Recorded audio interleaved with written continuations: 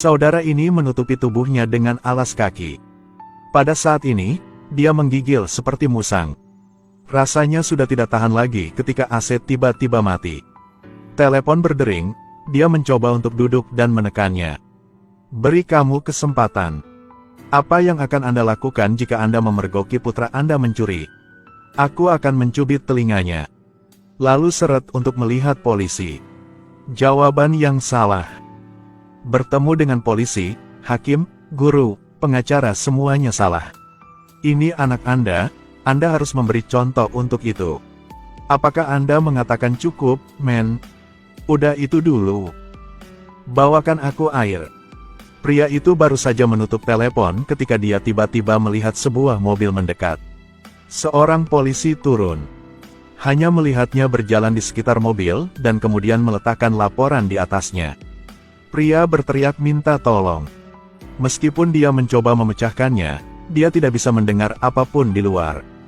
Bahkan tidak bisa melihat ke dalam. Beberapa tahun berlalu, panggilan telepon lain masuk. Pemilik mobil meminta informasi pribadinya. Dia mengatakan bahwa selama dia dengan patuh bekerja sama, dia akan memberimu air untuk diminum. Benar saja, setelah dia selesai menjawab. Segera ditemukan air di bagasi mobil. Sulit untuk diminum, tetapi lebih baik daripada tidak sama sekali. Pada hari ketiga, pria tersebut membaca manual mobil tersebut, mencoba mencari cara untuk melarikan diri. Dia belum makan selama 3 hari sekarang. Sangat lapar sehingga dia merobek selembar kertas. Gulung dan masukkan ke dalam mulut untuk dimakan agar tidak lapar.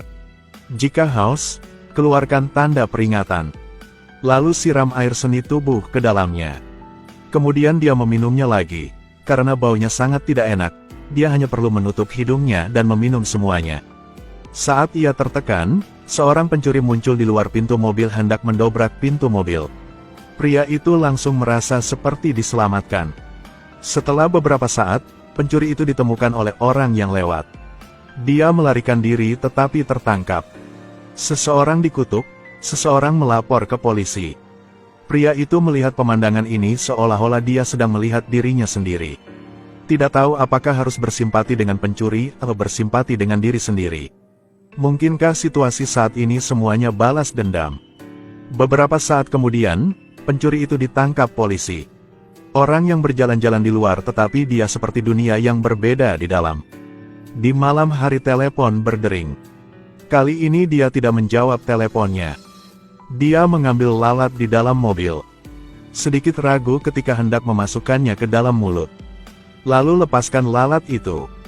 Tiba-tiba, sepasang pria dan wanita muncul di luar sedang bermain dengan burung.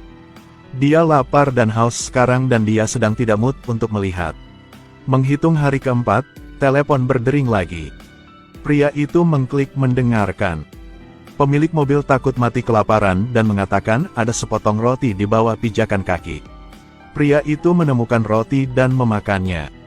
Ketika dia mengatakan ingin minum, teleponnya dimatikan.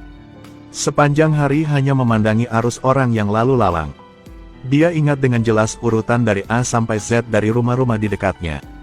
Ketika dia mendapatkan kembali kekuatannya, dia terus memotong pintu mobil. Akhirnya, setelah banyak usaha, sebuah lubang kecil dibor. Dia berteriak di luar. Tetapi seseorang yang telah kehabisan kekuatan dan suaranya juga secara bertahap melemah. Orang luar tidak bisa mendengar apa-apa. Pada saat ini telepon berdering lagi. Halo, Florentino. Saya punya informasi tentang istri dan anakmu. Bagaimana Anda tahu keluarga saya, bajingan? Jangan menyentuh mereka. Yakinlah, saya tidak serendah itu. Saya menggunakan identitas agen tiket lotre untuk mengatakan bahwa kau memenangkan jackpot. Kemudian beri mereka $100.000. Istri kau juga senang menerima uang tunai. Saya secara alami berpikir dia pasti akan hidup dengan baik. Gunakan uang itu untuk membesarkan anak menjadi manusia. Dia masih muda dan cantik, layak mendapatkan kehidupan yang lebih baik. Pada akhirnya, apa yang telah saya lakukan untuk kau? Kau tidak pantas mendapatkan keluarga seperti itu. Kau tidak pantas mendapatkannya. Pemilik mobil melakukan ini karena dia segera mengetahui informasi kriminalnya. Pria ini biasa mencuri dan membunuh orang. Tidak hanya mencuri sekali, menghancurkan banyak keluarga. Sehingga pemilik mobil tidak berniat melepaskannya. Larut malam, dia melepaskan lalat. Juga pertimbangkan untuk melakukan perbuatan baik, lalu tekan tombol mulai untuk mencoba. Karena dia benar-benar tidak menemukan jalan keluar.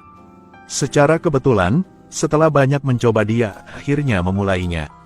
Secerca harapan melintas di kepalanya, dia mencoba mendorong tuas. Mobil mulai nyala. Tapi ketika dia ingin mengganti persneling, dia terjebak.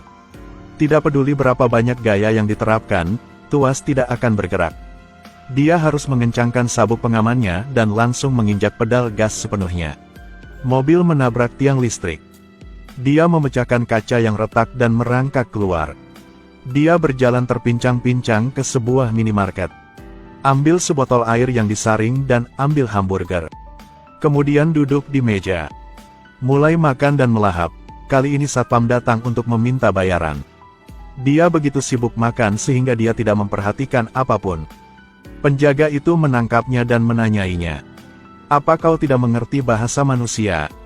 Apakah ada masalah? Tidak tahu bagaimana cara omong sama orang lain?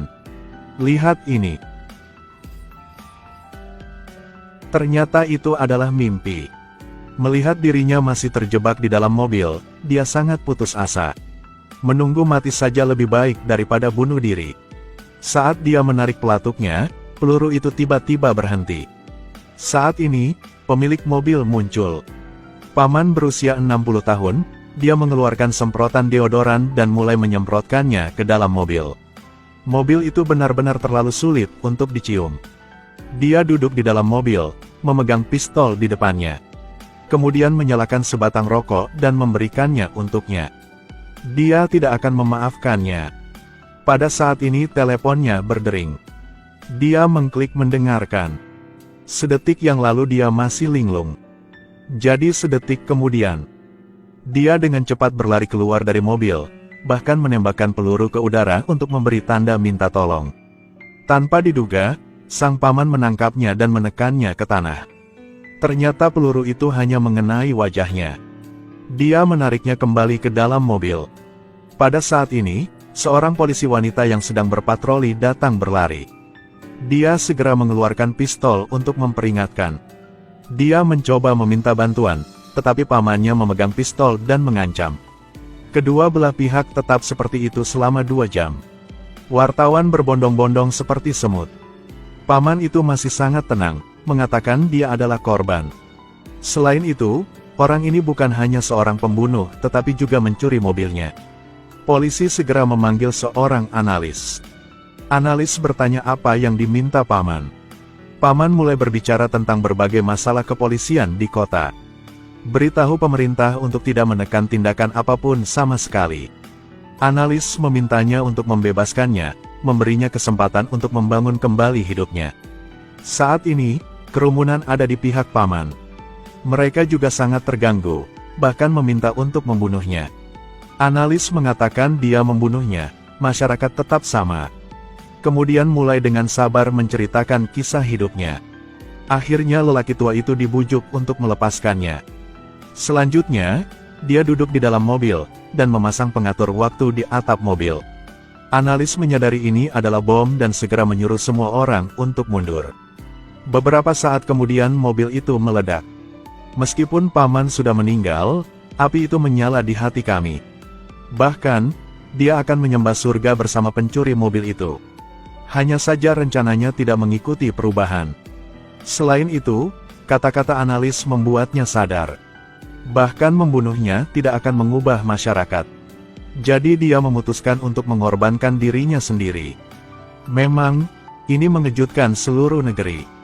Pemerintah juga lebih mementingkan keselamatan seluruh negeri. Jika Anda diberi pilihan, apakah Anda akan mengikutinya?